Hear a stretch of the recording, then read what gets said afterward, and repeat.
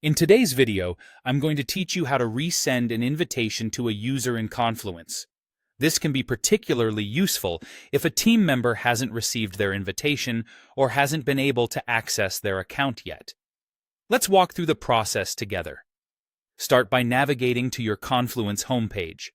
This is the central hub where you can manage all your settings and user management tasks. To resend an invitation, you'll first need to access the administrative settings. Look towards the top right corner of your screen. You should see a gear icon. This is your settings icon, and it's your gateway to managing all the behind-the-scenes elements of your Confluence site. Once you click that gear icon, a drop-down menu appears. From here, you want to select User Management. This option allows you to manage users and their permissions effectively. It's a good idea to familiarize yourself with this section because it puts you in control of who has access to your Confluence workspace. Now that you're in the User Management section, you'll see a list of all the users linked to your Confluence account. Scroll through the list to find the specific user you need to resend the invitation to. If you have a long list of users, there's typically a search function available to speed up the process.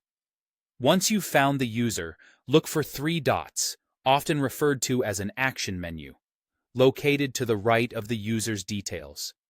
Click on these dots to open a menu of options for that user. Among these options, you'll find Resend Invitation. Click Resend Invitation. And just like that, the invitation email is resent to the user. This email will contain all the necessary information they'll need to access Confluence, including any necessary links and instructions. Make sure to notify the user that the invitation has been resent, prompting them to check their email, including the spam or junk folders if they don't see it right away. And there you have it. That's all it takes to resend an invitation to a user in Confluence. As you can see, it's a straightforward process that ensures your team can access the resources they need.